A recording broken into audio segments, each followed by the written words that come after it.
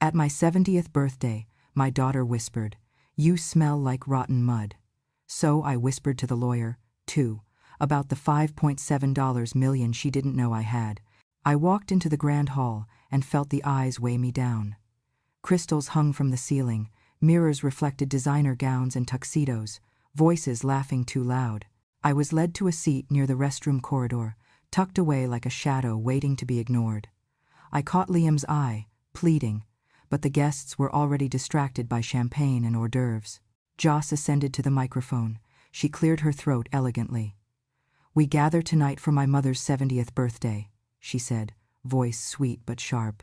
Then she raised the mic toward me, and loud enough for half the room to hear, she declared, "You smell like rotten mud, Mom."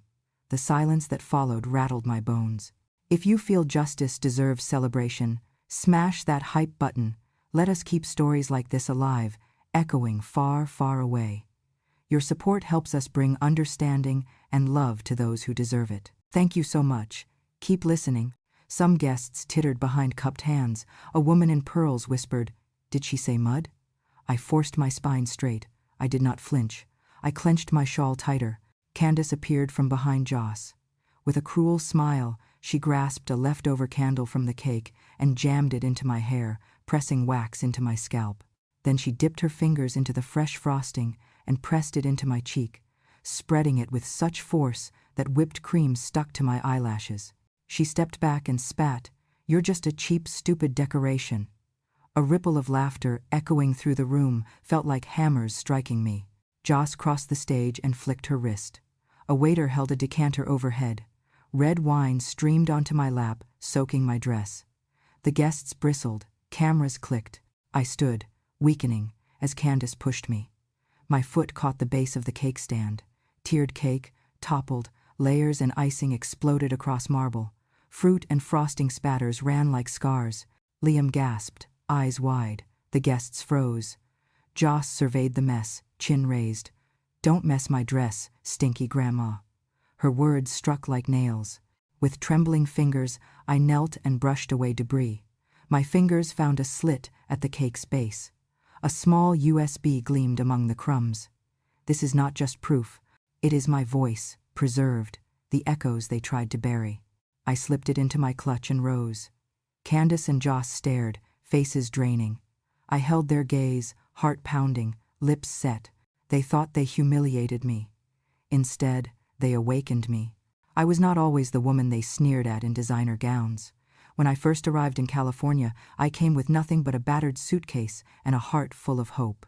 I had left behind a small town in Mexico, where my hands dug soil, planted corn, and whispered prayers to the land. I came here to build a life, one day at a time. Before Joss was born, I worked 3 jobs: cleaning houses, scrubbing floors, washing clothes for families who could pay more. I remember one freezing winter when I had only $3 in my pocket and no bread in the house. Joss, then an infant, coughed in her crib. I walked to a bakery, watched people shuffle past warm loaves, and under that street lamp took one. I was arrested, handcuffed. The judge dismissed the case after the story broke that I was trying to feed my child, but the record stayed. That moment branded me, the bread thief, in the minds of a few neighbors who remembered and whispered. Joss was 10 when kids on the playground started calling her Mud Baby, Mud Mom's daughter, mocking the way her clothes smelled after school because I washed them in collected rainwater. We had no laundromat money. I carried buckets of water from the roof gutter. The clothes dried under the sun, heavy with dust and the scent of earth. One day she cried to me, "Mom, please don't make me smell like dirt." That memory never left me. At school, she wore hand-me-downs.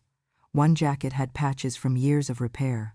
Another child, holding their nose, teased, "She smells like soil and sweat." Joss swallowed the insult, red-faced. She grew into that ache of shame, of wanting everything clean, perfect, sanitized. She internalized, if the world could not remove the mud, she would bury it. I never pressured her, but I could see her pulling away. She refused my tortillas made from stone-ground corn, complaining they tasted too rustic. She threw away gifts I crafted, crocheted scarves, old photo frames, calling them outdated junk. I was reduced to a museum relic in my own home. When she became an adult, she built her life around luxury, fragrance, and cleanliness. She told clients she had no time for reminders of the past. She bought houses in hills, installed air purifiers, and never opened windows. She banned soil-smelling foods in her kitchen. She refused my presence in the spa she built, saying, "I want my brand to smell like success, not dust." She once turned to me and said, "Mom, I promise I will never let mud touch me again." In her voice was a vow, in my heart, a wound. She separated herself from everything that made me. She cut ties to the smell of tortillas at dawn, to the smell of rain on dry earth, to the smell of effort and survival. I kept forgiving myself for the past, but Joss never forgave me. In her mind, every grain of soil, every patchwork quilt, every sip of water from the roof meant I had failed her. And now tonight, she would remind me of that failure in front of everyone. I never expected to become a stranger in my own home. But by the time Joss and Candace had finished with their decor upgrades, I was exactly that, a ghost with a name no one would call. After the debacle at my birthday, things shifted. The family portrait on the wall was replaced, photographs of Joss, Liam, and Candace smiling in matching outfits. No trace of me remained. No image of me at the old kitchen counter, no faded shot of me holding Liam as a baby. I asked about the frames, and Candace replied, "Oh, we're redoing the gallery. You'll get your turn later." But later never came. At dinner, the seating chart was reconfigured. I was not seated at the head table with the guests. Instead, I was shown to a small table tucked into the corner behind a heavy curtain. The host, Joss, sat with other VIPs. They placed my plate silently, then ignored me as they conversed in refined voices. I felt the table vibrate with conversation, jokes I could not follow. I ate quietly, tasting edges of food, hearing laughter, and feeling excluded. Candace instituted new household rules. No talking about the past, no reminiscing, no anecdotes about the old days. And, my least favorite, they forbade speaking Spanish in front of guests. "We don't want awkward translations," Candace told me, voice cool. Her words stung like acid. The language in which I prayed, sang lullabies, whispered secrets, to be disallowed. She said it would make guests uncomfortable. I bit my tongue. One evening, a group of Joss's business colleagues arrived. They mingled, introducing themselves. One woman glanced at me and asked, "And who is she?" Joss answered with a shrug and practiced nonchalance. "Oh, just someone who used to live here. Long story." Her tone implied I did not belong.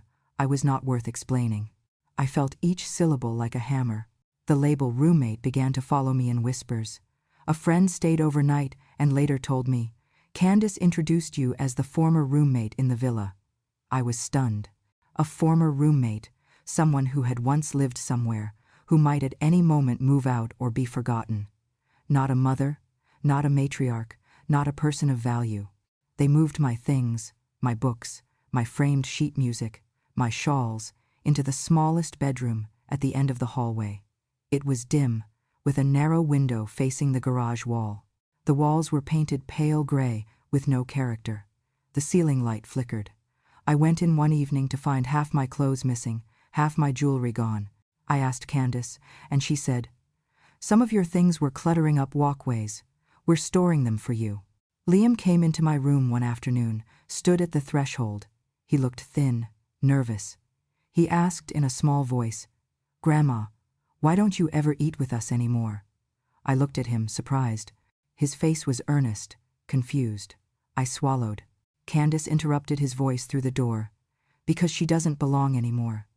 Her voice echoed down the hallway. Liam's shoulders slumped. He turned away without another word.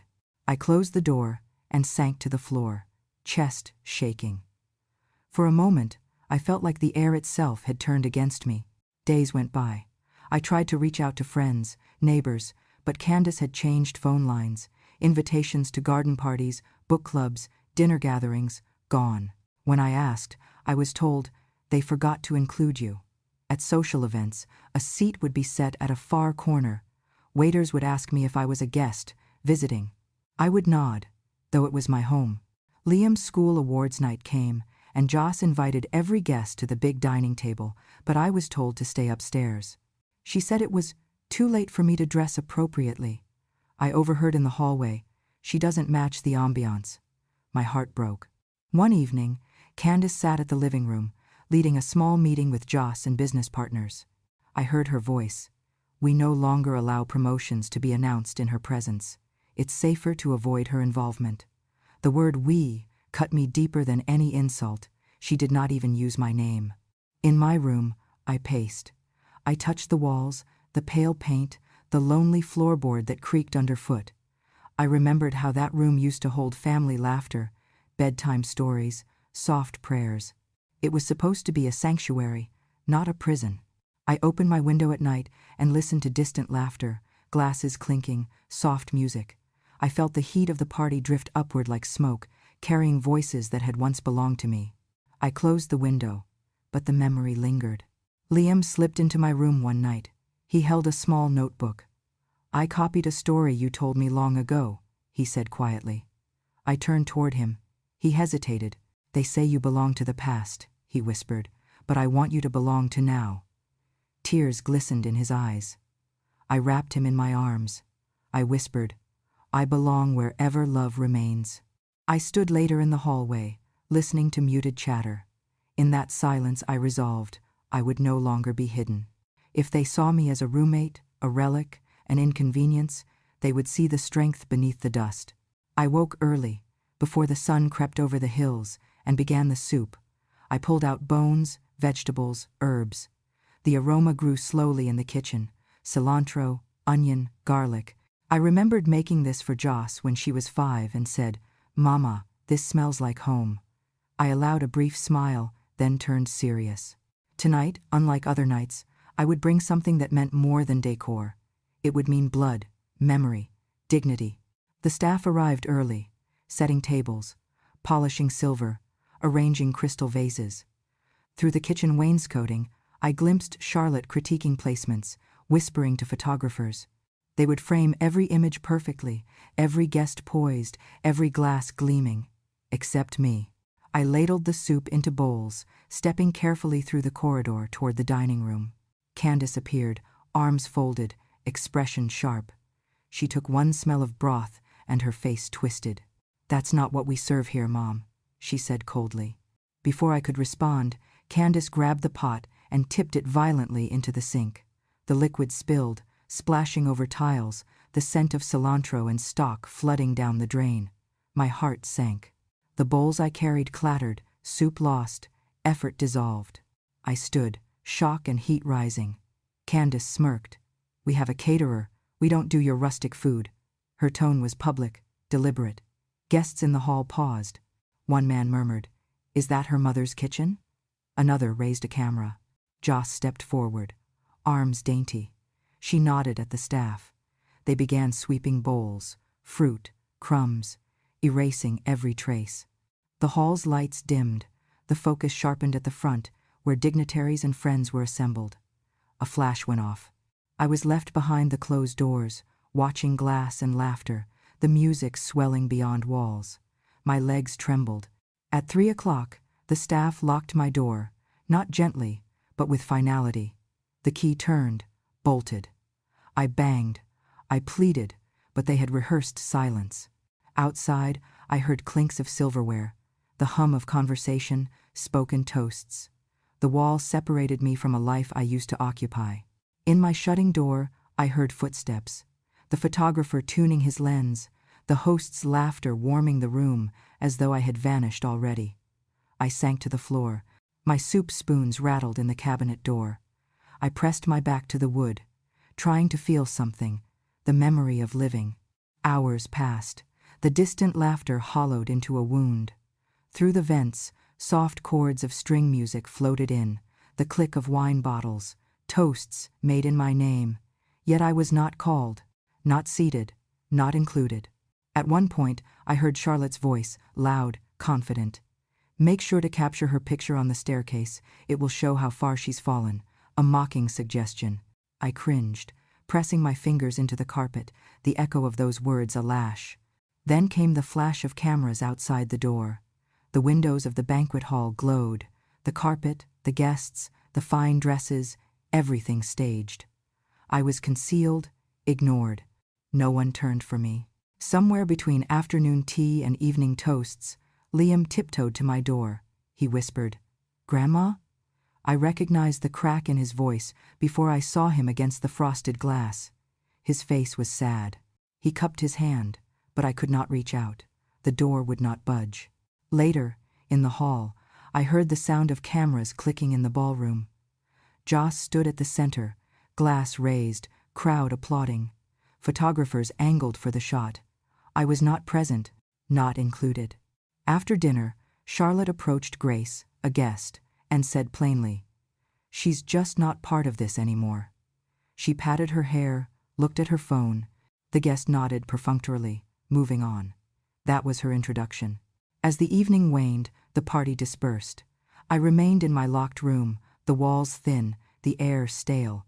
I counted minutes by the echoing laughter that died down. I thought of my soup, washed away. I thought of my years, erased. I thought of Liam outside the door, longing to be included. At midnight, I slipped my hand under the door. I could hear chairs scraping, footsteps leaving, engines starting. The guests departed. The lights dimmed. Silence returned. I stood and touched my hair where the wax had dripped, wiped my face where frosting clung. In the dimness, I knelt and felt in my shawl for the USB. It was there, warm with purpose. Tonight they hid me. Tomorrow they would reveal the truth. I waited until the house had quieted.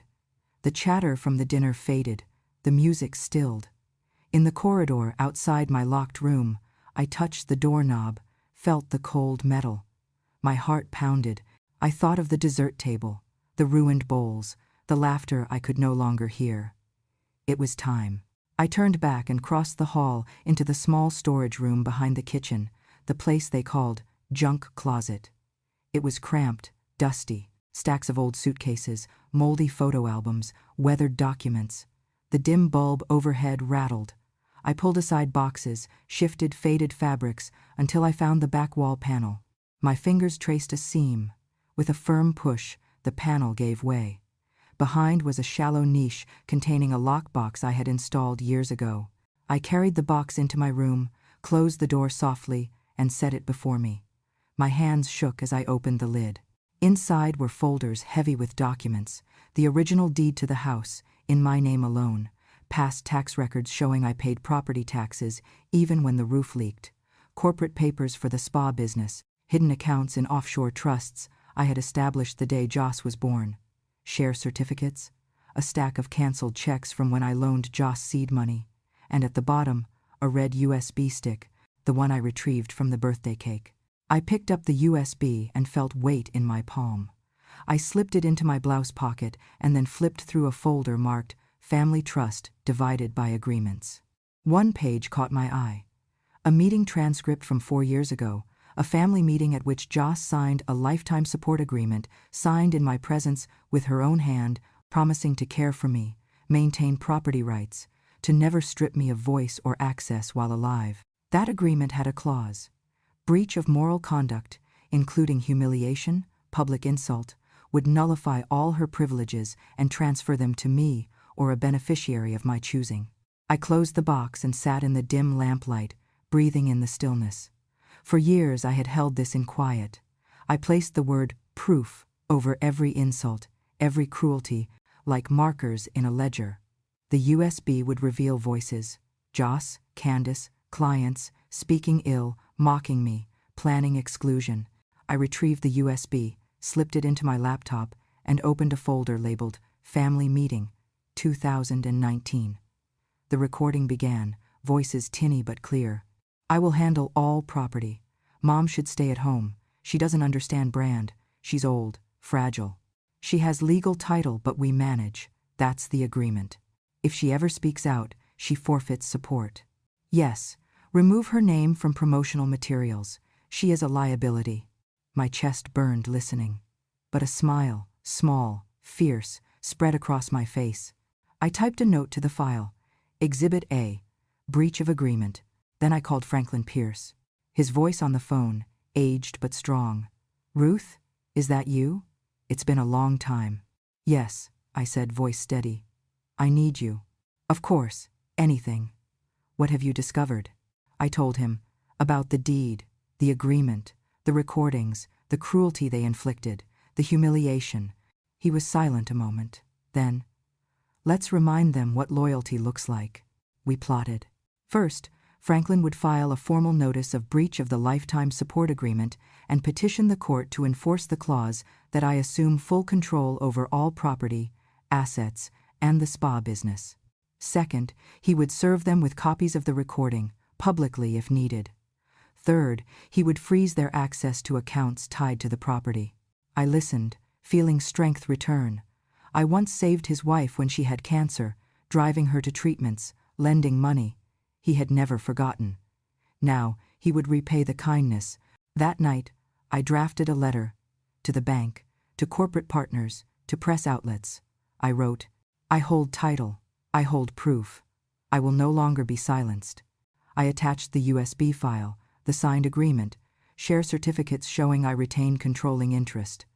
I sealed it and sent it to Franklin. Before dawn, I locked that storage room tighter, replaced the panel, and returned to my tiny bedroom. My shoulders ached, but I lay awake, knowing I had begun. By morning, I felt renewed, no longer a relic, not a ghost. I was a power quietly awakening. In their banquet hall, they would wake to a reckoning. I woke to the ring of the phone. Franklin's voice crackled through. "The complaint has been filed. I've served Joss and Candace with notice of breach. They have 24 hours to respond before we go public." My heart thudded. The time had come. By midday, Franklin sent the complaint to the California office of the Elder Rights Protection, to local newspapers, and to banking regulators. Within an hour, emails flooded Joss's business inbox. Account access suspended, pending review for fiduciary misconduct. The bank froze all accounts linked to Joss and Candace, citing the complaint and potential legal liability. Their cards declined, wire transfers blocked. Meanwhile, Franklin executed clause after clause in my favor. The spa company papers I had hidden were now activated. The share certificates and trust documents named me as majority stakeholder. The corporate filings, long dormant, were legally validated. Overnight, Joss lost control of the spa she built. I became its rightful owner, by law, by agreement, by virtue of proven breach. That afternoon, I sat in my parlor. Franklin sent a press release. "Former matriarch reclaims estate, exposes abuse in private family trust." Alongside, he released a video compilation, Joss mocking me on multiple occasions, Candace making jokes about my mud smell, the banquet footage of me locked out. The images were sharp, the audio clear, the web lit up. Headlines: "Daughter insults mother, loses empire. 70-year-old woman overturns family betrayal via secret recording." At 5 p.m. Joss burst through the door of the spa office, face ashen, her voice pitched in anger. "You set me up. You planned this. You used my love as bait." She flung accusations like knives. Candace hovered behind her, tears and fury tangled. They expected me to cower. I stood, calm. "No," I said simply. "I just recorded what was already true." I held up my hand, the USB gleaming in light. "You chose your words. I only preserved them." The room held its breath. She advanced, but I did not flinch. "You betrayed me," she spat. "You hid it. You trapped me." I shook my head. "I didn't trap you. You let me. You built your life denying me. I was just waiting for the day you showed your true face." Candace's lower lip trembled. "All those years you deceived us," she cried. "You raised us to love you, then struck back." "You forced me to survive," I answered. "You made me invisible, erased from photos, locked in rooms, and you told the world I did not belong. Now I belong everywhere." A click. The employees in the spa office were watching me on screen. The video played behind me. Joss's voice mocking, Candace's laughter, their faces on public display.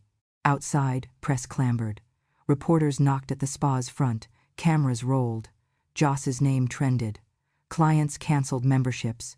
Investors withdrew funds. Candace sank into a corner, eyes wild. The board of the spa was convened. With my majority stake and legal standing, I installed new leadership, me as interim CEO. Joss was ousted, Candace severed, the locks changed, her office was rekeyed to my administration. The building she once claimed as her domain now bore my name. In her confusion, Joss screamed again. "This is not fair. You cheated." I turned to her, my voice low. "Fairness is reclaiming what was stolen. I did not cheat. I documented what you chose to show." She paled. I felt no joy in her ruin, only fulfillment. At sunset, I walked through the spa, my steps echoing in halls once walked by them. I touched photographs, new ones, including me, hung with dignity. The reception desk bore a brass plate, Ruth Delgado, owner and founder. I paused at a framed image of my younger self, holding Liam. I placed a hand there, whispered, "Welcome home." Outside, Joss and Candace exited the building. A cluster of reporters waited. Joss raised her voice, "Mom destroyed my life." But she was faint, broken. Cameras flashed. I walked past them, dignified, steady.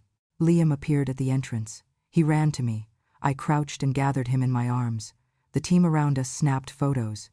The public saw something they had never seen before, a mother and grandson reunited in victory. In that moment, I knew I had not only reclaimed a house and business, I had reclaimed my name, my legacy, my dignity, and they had nowhere left to hide. I woke to the sound of my phone buzzing incessantly. Franklin's message, "Open the headlines." My breath caught. I tapped the screen. There it was. "Daughter kicks out mother. Loses $5. 7M fortune." An article from a major news outlet. Joss's face plastered across the page, eyes wide, mouth open in outrage. Below, sub-headlines. "Spa empire shifts control to mother. Once beloved heiress, now disgraced." My pulse stilled. This was the moment. By noon, my staff received calls. Clients canceling memberships, property managers demanding transfer paperwork, lawyers inquiring about shares, everything shifting. The spa's board meeting convened early. Joss arrived in a sleek black dress, makeup heavy, face drawn. She attempted to stride through the lobby with authority, but staff stood aside. The receptionist motioned her to wait. A newcomer executive, selected by Franklin, accompanied me to the board table. Joss's voice cracked in the meeting room. "You have no right to do this. I built this business." She lunged for papers, tried to defend her seat. The board chairman, stern, interrupted. "By Clause 7.4 of the trust agreement, your breach voided your management rights. All control is reassigned to Ms. Delgado immediately." The gavel dropped. Her protests echoed hollowly. A registrar presented the share certificate reassignment. Joss sank. Outside, paparazzi swarmed as she exited. Candace trailed, face pale, clutching her phone. Their driver's car idled. Joss lifted a trembling face. "Mom, please, we didn't mean it." Her voice cracked, drip of regret. She held out a trembling hand. I stood on the top step. I looked at her for a long moment. I said in a calm voice, "You meant every word when you laughed." The memory echoed. The nudge, the insult, the candle in my hair, the cake smear. She flinched. The cameras clicked. Behind me, Liam stood, quiet until now. He stepped forward and his voice rang, "She's the only one who ever meant love." His small frame throbbing with emotion. Joss's eyes flickered to him, brow furrowed. She swallowed. Candace's phone buzzed. She cradled it, vertigo in her eyes. The board member escorting them said, "That's enough." Candace was removed from the executive list. The board declared her position terminated for conflict of interest. She slumped, shock and shame mixing on her face. Joss placed a hand on the doorframe of the mansion. She carried a tattered suitcase she had brought with her. The valet refused to open the gate for her. She paused, suitcase dragging, face ashen. She took one step forward, then another, but the door locked behind her. Security lights flickered. A crowd had gathered across the street. Neighbors whispered. Cameras streamed live. She raised her voice. "Please, Mom, I will do anything. Just give me one chance." Her words faltered amid shouts. I remained on the porch steps, firm. Liam came to my side. I rested a hand on his shoulder. The headline across the plaza glowed on a billboard. Ruth Delgado reclaims her legacy. The mansion behind me, the spa behind me, all finally in my name again. Joss turned away, pulling her scarf tight. She walked down the walkway, suitcase wheels grinding. Candace followed, head bowed. The press swarmed them like vultures. Behind them, the iron gates closed, the locks changed. I stepped lower, following Liam's hand in mine. The cameras recorded every moment. Some guests from the old party came forward, applauding. Colleagues I had once served in kindness nodded. A few strangers whispered, "She deserved this." Each nod was a drop in my reservoir of long-held justice. In that hour, Joss had lost everything: her role, her prestige, her house, her resources. She was no longer queen of that domain. She was a traveler without kingdom. And I was the monarch of what she fled. I whispered to Liam, "You stay with me." He nodded, tears in his eyes. In the distance, Joss rounded the final bend, disappearing into the night. Her silhouette fragile, suitcase small. The mansion behind me, lit in evening glow, stood as fortress of memory and new purpose. I turned the porch light off. The cameras still clicked after darkness fell, but in that silence, I felt something sweet. Home. Because for the first time in years, I belonged where I stood.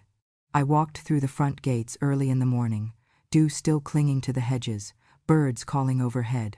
The mansion that once held secrets and insults now stretched open, waiting. I signed the paperwork in the library, where I had once been excluded. The deed passed quietly, legally, the full title now in my hands. This home would no longer be a fortress of pain, but a refuge for those like me. It became for the forgotten elders. The spa, once Joss's pride, was reborn. A new sign went up in the lobby, "Sanctuary by Ruth." Under that name, older women who had been abandoned, ignored, mocked, or forgotten would come for care, haircuts, therapy, conversation, warm meals. No fees, no questions, just dignity. Every Tuesday morning, I stood in the renovated kitchen wing and taught a baking class for children in the neighborhood. The first recipe I chose, bread, the very thing with which they had once insulted me. I showed the kids how to knead, how to let the dough rest, how to treat even simple things with respect. The smell of yeast and flour-filled corridors that once smelled only of despair. Children giggled as they dusted flour across their noses. A girl asked why we tapped the loaf twice before baking. I whispered, "To remind it is loved." Liam came each week. He wore jeans and t-shirts now, his hair grown. He assembled the tables, washed dishes, read stories to visitors in the lounge.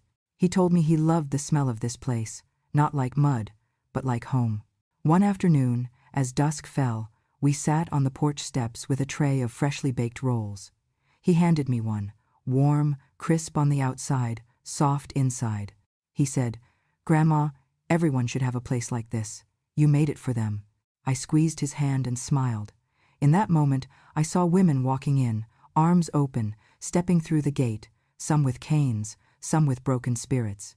One older woman paused at the threshold, looked back at the street, then stepped forward slowly.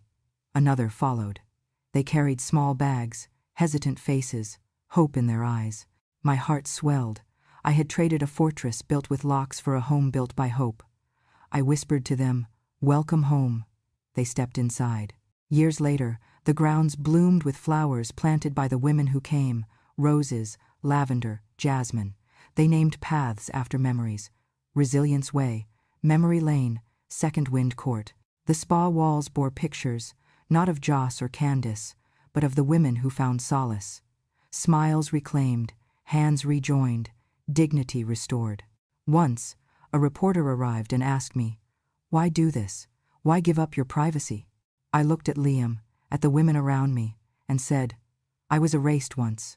I vowed I would never let others be erased again." She nodded, tears in her eyes. At weddings, birthdays, funerals, the center became a gathering place. People toasted under string lights.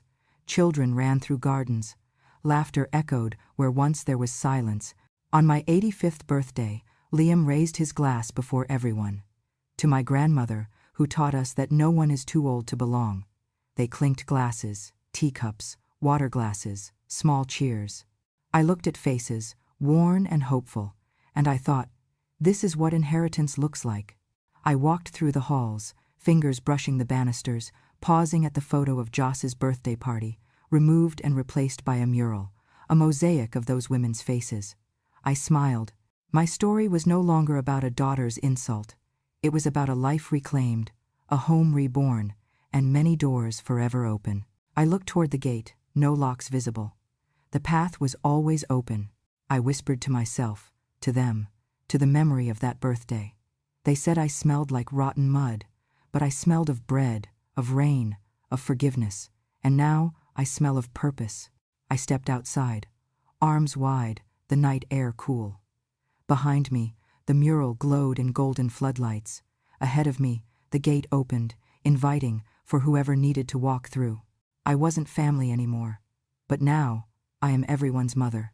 I never used to wear lipstick. Joss once told me red made me look too loud. But now, every morning, I line my lips in a color called courage. I wear it with my silver curls pinned high and a silk scarf I bought from a local woman's shop, the kind Joss would have mocked for being too colorful. But I don't dress for approval anymore. I dress for joy. After decades of saving, rationing, and hiding behind thrift store quiet, I bought my first pair of real leather heels. Not for anyone. For me. I walked around the house in them for hours the first day, laughing. I danced in the hallway, alone, but free. I took a painting class. I painted a portrait of a woman standing in a field, arms wide, skirt blowing. When the instructor asked who it was, I said, me. But the version I silenced for 70 years. I traveled. I boarded a train to Oregon, just because I had never seen redwoods up close. I stood beneath them, head tilted all the way back, and cried. Not because I was sad, but because I finally felt small in a beautiful way, not in a shamed one. I let myself cry now. Not the tight, hidden tears of old, but the soft ones that come when a song plays, or when Liam wraps his arms around me and says, "You're the best person I know." I let those tears fall freely. They are not weakness. They are water to the garden I'm still growing. I started saying, no. A full sentence. I used to smile and say, maybe later, when I meant please stop. But now I say, gently but clearly, no, thank you. I no longer explain away my discomfort. I don't let anyone speak for me. I don't whisper my worth. I framed the insult Joss gave me. You smell like rotten mud. I typed it, centered it in black on white paper, and framed it beside a pressed flower. Visitors always ask why. I tell them, because that was the moment I was reborn. I don't hide it. I honor it. That cruelty birthed the revolution. I created a scholarship for immigrant mothers going back to school. I called it the Mud Fund, because mud grows roses, because mud keeps you grounded, because mud isn't something to scrub off, it's something to build from. I go to the movies now, alone. I laugh loud. I buy popcorn with extra butter. I sit wherever I want, and if the ending is sad, I cry. No one tells me to quiet down, and I don't shush my joy anymore. I planted a fig tree in the back garden. It's slow, stubborn. I named it Anna, after my mother. Every time it grows a new leaf, I sit beside it and talk to her. I tell her what I've done. I tell her I've finally learned what she meant when she said, "Even when they bury you in dirt, remember, darling, you are a seed." I forgave Joss, in my own time, in my own way, but I never let her back into my home. Forgiveness does not mean reunion. It means peace, on my terms. She writes sometimes. I read the letters. I pray for her. But I do not answer. That is the boundary I give myself. And that boundary is love, too. I threw away the old teacups that had chipped. I bought myself a new set, gold-rimmed. I use them every morning, even when I'm alone, because I'm not waiting for guests to treat myself well. And on my 75th birthday, I wore a red dress, the boldest one in the store, with sequins and sleeves like wings. I walked into the room and the women clapped. Liam brought me a cake that said, "To the real Queen Ruth." I laughed so hard my ribs ached. That night, when everyone left, I stood in the mirror, wiped off my makeup, and whispered to my reflection, Thank you for not giving up on me. Because I used to think surviving was enough. But now I know. Thriving, laughing, dressing up, crying when it's real, saying no, planting trees, framing pain, helping strangers, eating cake with no apology, that's how we love ourselves back to life. I was never just someone's mother. I am now fully my own. And that is a revolution no one saw coming. Not even me.